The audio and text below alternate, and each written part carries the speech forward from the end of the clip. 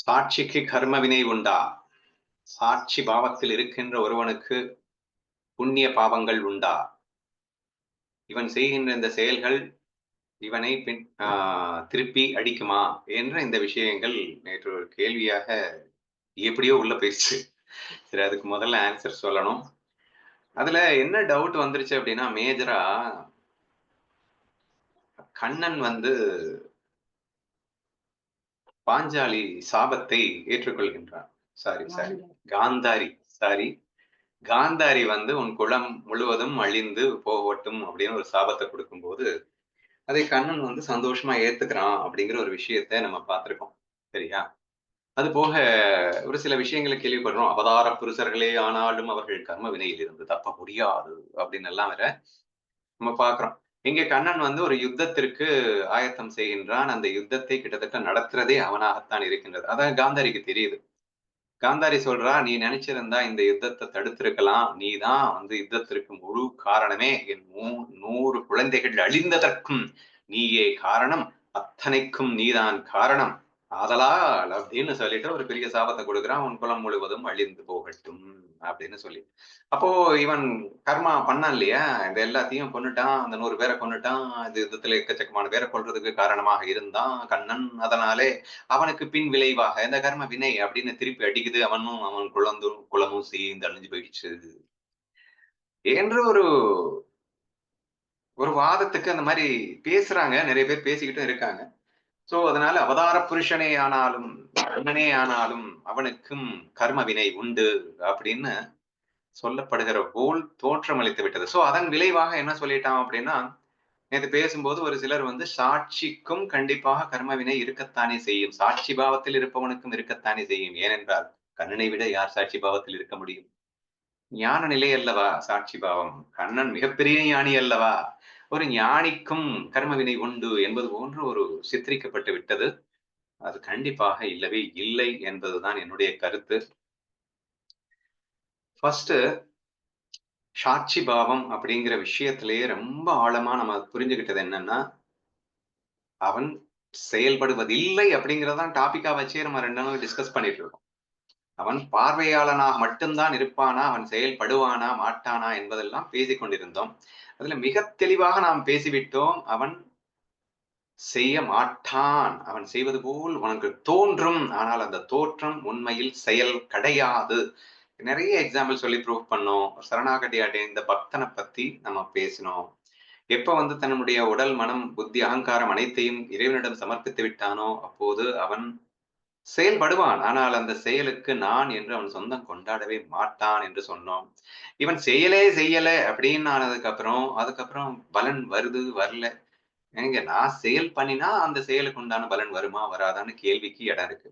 நான் செயலே பண்ணல அப்படின்னா அந்த செயலுக்கு பலன் வரும் அப்படின்ற கேள்வியே எடுபடாது அப்படிங்கிறேன் நான். இதுல அவன் செயல்பட மாட்டான் அப்படிங்கிறத நம்ம எப்படி எல்லாம் ப்ரூவ் பண்ணோம்? கர்மயோகத்தை எல்லாம் வச்சு ப்ரூவ் பண்ணோம். Without a motive if you do something அப்படின்னா ஒரு பைத்தியக்காரனை வச்சு ப்ரூவ் பண்ணோம். வித்தவுட் அ மோட்டிவ் ஒருத்தன் பண்ணினான்னா கவர்மெண்டே கூட கர்ம வினை இல்லை அப்படிங்குது. அதாவது அது புண்ணிய பாவத்துக்குள்ள கணக்குக்குள்ள எடுத்துக்கொள்ளப்பட மாட்டாது அப்படின்னு சொல்லிச்சு. சிமிலர்லி சாட்சி அப்படிங்கிறவன் அவனே செய்தாலும் கூட அப்படின்னா என்ன, ஒரு நடிகன் பிச்சைக்கார வேஷம் போட்டு நடிக்கிறான்.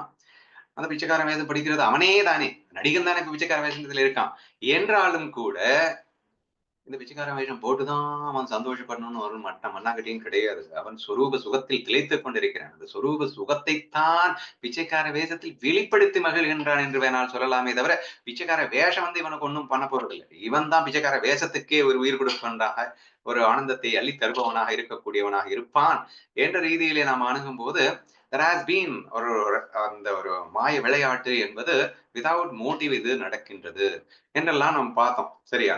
அப்போ இந்த செஞ்சாலே நம்ம சொல்லிட்டு இருக்கோம்.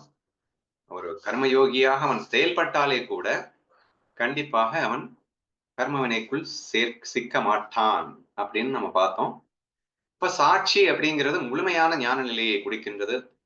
ஆத்மா பரபிரம்மம் அது எப்போதும் எதையும் செய்யாதது. நம்ம அடிக்கடி பேசுவோமே, எதையும் செய்யாமலும் செய்விக்காமலும் அது அதுவாக இருக்கும்.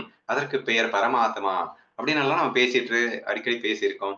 அப்ப செய்யறது எரு செய்யறது எரு இது திரிகுணங்கள் குணங்களில் இயங்குகின்றன என்று அந்த பிரகிருதி அது செய்கிறது. அது செயல் அல்ல. ஏனென்னா பிரகிருதியே இல்ல. அப்ப அது செய்கின்ற செயல் செயலே அல்ல என்றெல்லாம் பார்க்கும்போது இந்த முழுமையான ஞான நிலையில் இருப்பவனுக்கு செயலே இல்லைன்ற ஃபீலிங்ல இருக்கிறவனுக்கு அந்த செயலின் விளைவு வந்து இவனை பாதிக்கும் என்ற விஷயங்கள் என்பது முற்றிலும் தவறான விஷயமாகவே இருக்கக்கூடும். சோ ஒரு சாட்சி நிலையில் இருக்கின்றவனுக்கு, ஞான நிலையில் இருக்கின்றவனுக்கு அல்லது ஒரு ஞானிக்கு, அவதார புருஷர்களுக்கு கர்ம வினை என்ற பேச்சே மகா முட்டாள்தனமாக இருக்கும் என்பதை புரிந்து கொள்ளுங்கள். சரியா? அப்ப எங்க டவுட் வந்தது அப்படிங்கிறத கிளாரிஃபை பண்ணணும் இப்போ. டவுட் எங்க வந்துருச்சு அப்படின்னா, அப்புறம் பின்ன ஏன் வந்து காந்தாரி சாபம் குடுத்தாள்? அப்ப கண்ணனுக்கு வந்து காந்தாரி சாபம் குடுத்திருக்காம இருக்கணும்ல? அப்படின்னு எல்லாம் வந்து ஒரு கேள்வி வருது. ஃபர்ஸ்ட் ஒரு விஷயத்த நீங்க புரிஞ்சுக்கணும். இங்கே கண்ணன் என்பது மாய லீலை என்பதை தெளிவாக புரிந்து கொண்டு, லீலை புரிந்து கொண்டிருக்கின்றான் என்பதை நீங்கள் புரிந்து கொள்ள வேண்டும். அவனுடைய இன்டென்ஷன் எல்லாமே என்னன்னா, இது மாயான்னு நமக்கு உலகத்துக்கு உணர்த்தணும். இந்த மாயா உன்னை எந்த அளவுக்கும் பாதிக்க போறதே இல்லன்றது நமக்கு தெரியும். ஏன்னா மாயான்னு புரிஞ்சுக்கிட்டா தான் நீ அன்அஃபெக்டடா இருப்ப. நீ அன்டச்சபிளா இருப்ப. நீ வந்து உன்னுடைய சொரூபத்துக்குள்ளேயே போவ. நீ மாய உண்மையா நம்பிட்டு இருக்கிற வரைக்கும் நீ சுத்தமா உன்னால ஞானியாக முடியாது. சோ நம்ம ஆஃப் லேட்டா அத ரொம்ப டீட்டெயிலா நம்ம டிஸ்கஸ் பண்ணிட்டு இருக்கோம் அப்படிங்கிறது உங்களுக்கு தெரியும். இப்போ இதே யுத்தத்த எடுத்துக்கிட்டீங்கன்னா, இந்த யுத்தத்துல எந்த அளவிற்கு அவன் மாயான்ற ஃபீலிங்க ஸ்ட்ரென்தன் பண்ணான்றதுக்கு பெரிய எடுத்துக்காட்டு என்னன்னா, அதர்மத்தின் சைடுக்கும் தர்மம், அதர்மம் 2ம் நாய் கண்முன் வாந்தி எடுத்த அன்னத்தை போல் மதிப்பான் யானே. சரியா? தர்ம, அதர்மங்கள் 2மே அவனுக்கு ஒரு மேட்டரே கிடையாது. மண்ணாங்கட்டி மாரி பார்ப்பான். 2மே ஒண்ணு அவனுக்கு. சரியா? ஏன்னா மாயா அப்படின்னுக்குள்ள வந்ததுக்கு அப்புறம் நல்லவன் கெட்டவன். சினிமாக்குள்ள வந்து ஹீரோவும், வில்லனும் ஒண்ணு தானங்க. அப்படி அவன் இருக்கின்ற நிலை, ஞான நிலைன்றது அந்த ரேஞ்சுல இருக்கான். அவனுக்கு போயிட்டு கர்மா வருது அப்படின்றதெல்லாம் வந்து எந்த அளவுக்கு யோசிக்க வேண்டிய ஒரு விஷயமா இருக்குன்னு பாருங்க. சரி ஃபர்ஸ்ட் எக்ஸாம்பிள் நான் எங்க சொல்ல வரேன்னா, இவனுக்கு நல்லா தெரியும் பாண்டவர் சைடு தான் தர்மம்னு. நல்லா தெரியும் துரியோதனன் சைடு தான் அதர்மம்னு. நல்லா தெரிஞ்சுக்கிட்டு, நான் எந்த சைடு போட்டி போடணும்னு நீங்க டிசைட் பண்ணுங்கன்றாங்க. What a playful mentality. அர்ஜுனனும் துரியோதனனும் அவனிடம் உதவி கேட்ட போய் நீ என் சைடுல இருந்து போற போடு அப்படின்னு கேட்கும்போது, துரியோதனனுக்கு தெரியுது. ஏன்பா அவன் எங்கப்பா நம்ம சைடு வருவான்? அவன் தான் பாண்டவர் பக்கம் தான் போவான் அப்படின்னா, சகுனிக்கு தெரியுது. இவன் 100% ஒரு பெரிய ஞானி. ஞானின்னா தர்ம, அதர்மத்துக்கு வித்தியாசமே தெரியாது. அவன் வெறும் விளையாட்டாத்தான் பார்ப்பான். சகுனிக்கு தெரியுது. சகுனி சொல்றான், "டேய் போடா! நீ போய் கேளுடா" அப்படிங்கிறான் துரியோதனன்ட்ட. துரியோதனனும், அர்ஜுனனும் வந்து கேட்கறாங்க. அப்ப வந்து சொல்றான், "நீங்க டிசைட் பண்ணுங்க. நான் எந்த சைடுல இந்த கேம் ஆடணும்."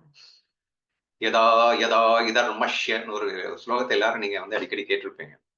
எப்போதெல்லாம் அதர்மம் தலை தூக்குகின்றதல்லோ அப்போதெல்லாம் தர்மத்தை நிலைநாட்டுவதற்கென்று என் பக்தர்களை காப்பதற்கென்றும் நானே நேரடியாக ஓடி வந்து விடுவேன் அப்படின்னு சொன்ன அந்த ஸ்லோகத்தை சொன்ன அதே கண்ணன் செய்த விளையாட்டு தானங்க இது. So what is his intention behind that அப்படிங்கறத தானே நீங்க பார்க்கணும். அப்ப இன்டென்ஷன் என்ன? அவனை பொறுத்த வரைக்கும் இது மாயா. இந்த உலகம் மாயை என்பதை உங்களுக்கு உணர்த்த வேண்டும். அப்ப கண்ணன் தான் நமக்கு ரோல் மாடலு. அப்ப நம்ம யார ஃபாலோ பண்ணணும்? கண்ணன ஃபாலோ பண்ணணும். அப்ப கண்ணன் எந்த அளவுக்கு மாய லீலையை புரிந்து கொண்டு வாழ்ந்தான், இந்த விளையாட்டை விளையாட்டாக பார்த்தான், எதையுமே உண்மையாக பார்க்கவில்லை. இன்ஃபாக்ட் தர்ம அதர்மத்தையே அவன் மாயையாக கண்டான் என்ற அந்த அற்புதத்தை உணர்த்துவதற்காக அவன் செய்த லீலை, அந்த ஒரு லீலை என்பதை எப்படி புரிந்து கொள்கிறீர்களோ, அப்படித்தாங்க காந்தாரி சாபத்த புரிஞ்சுக்கணும். காந்தாரி சாபத்த குடுக்குறேன் அப்படின்னு சொல்லும்போது, அதை மனமுவந்து ஏற்றுக்கொள்ளும் தன்மையில் அவன் காட்டுவது எது? இந்த உலகம் வெறும் மாயை. இந்த மாயை உன்னை எல்லளவும் பாதிக்க முடியாது என்ற ஒரு அற்புதமான விஷயத்தை நமக்கெல்லாம் உணர்த்த வேண்டும் என்பதற்காக, அவன் மனப்பூர்வமாக அதை ஏற்றுக்கொள்ளுகின்றேன் என்று சொல்லி, அதன்படியே அவன் நடத்தி காட்டுகின்றான் என்பதற்கு காரணம் கர்ம வினையால் அவன் அதை ஏற்றுக்கொண்டான் என்பது அல்ல. கர்மமே செய்யாதவனை கர்மவினை வர முடியாது. கர்ம பந்தத்திற்குள் சிக்காதவனை எப்படி கர்மம் வந்து விளையாடுமா? என்றெல்லாம் நீங்கள் யோசித்து பார்த்தீர்கள் என்றால், அந்த லீலையின் இன்டென்ஷன புரிஞ்சுக்கிட்டீங்கன்னா, அது கர்ம வினையினால் நடந்ததுன்னு அத மேட்ச் பண்ணாம நீங்க புரிஞ்சிருக்க முடியும். இது ஒரு எக்ஸாம்பிள் சொல்லலாம். இன்னொருத்தர் கூட இன்னொரு இன்டென்ஷன் சொன்னாங்க. ஓகே அதுவும் எடுத்துக்கலாம். கர்மா அப்படிங்கிறது என்னன்னா, நீ தப்பு பண்ணா கண்டிப்பா தப்பு நடக்கும். ரைட் பண்ணா ரைட் நடக்கும். இது வந்து கர்மா, வினை அப்படிங்கிற ஒரு பிரின்சிபிள். அஞ்ஞானிகளுக்கு இந்த பிரின்சிபிள வந்து ஸ்ட்ரெங்தன் பண்ணணும். ஞானிகளுக்கு கர்ம வினை இல்ல தான். ஞானிகளுக்கு இல்லங்கிறது ஞானிகளுக்கே தெரியும். ஆனா அஞ்ஞானிகளுக்கு இத ஸ்ட்ராங் பண்ணணும் அப்படின்னா, அப்போ அவதார புருஷனான எனக்கே கொலை பண்ணா நானும் வந்து செத்து போயிடுவேன். அப்படிங்கிற மாரி அவங்களுக்கு ஒரு ஒரு பாடத்தை கற்பிக்க வேண்டும் என்பதற்காக கூட அதை நடத்தியிருக்கலாமே தவிர, அது உண்மையில் கர்ம வினை என்பது ஞானிகளுக்கு கிடையாது என்பதைத்தான் நாம் தெளிவாக புரிந்து கொள்ள வேண்டும் என்று இன்னொருத்தர் எக்ஸ்பிளைன் பண்ணாங்க. So we have to understand in that way. So இந்த அடிப்படையில பார்க்கும்போது, ஞானிகளுக்கு அல்லது அவதார புருஷர்களுக்கு கர்ம வினை அப்படிங்கிறது சான்ஸே இல்ல. ஏனென்றால் அவர்கள் தன்னை உணர்ந்தவர்கள், இந்த உலகை மாயையாக கண்டவர்கள். மாயை என்பது எதுவுமே இல்லாதது. அப்ப மாயை உண்மைன்னு நம்புறவங்களுக்குத்தான் அங்கே செயல் நடக்கிறது. உண்மையா செயல் நடக்கிறது. அந்த செயலுக்கு ஏத்த மாரி புண்ணிய, பாவங்கள் இருக்கிறது. அந்த புண்ணிய, பாவத்த அனுபவிக்கிறது. இது எல்லாமே மாயையிலே கட்டுண்டவர்களுக்கு, கட்டுப்பட்டவர்களுக்கு, அஞ்ஞானிகளுக்கு மட்டும் தான் பொருந்துமே தவிர, சாட்சி நிலையை அடைந்த ஞானிகளுக்கு இது பொருந்தாது என்பதை நீங்கள் புரிந்து கொள்ளுமாறு முதலில் கேட்டுக்கொள்கிறேன்.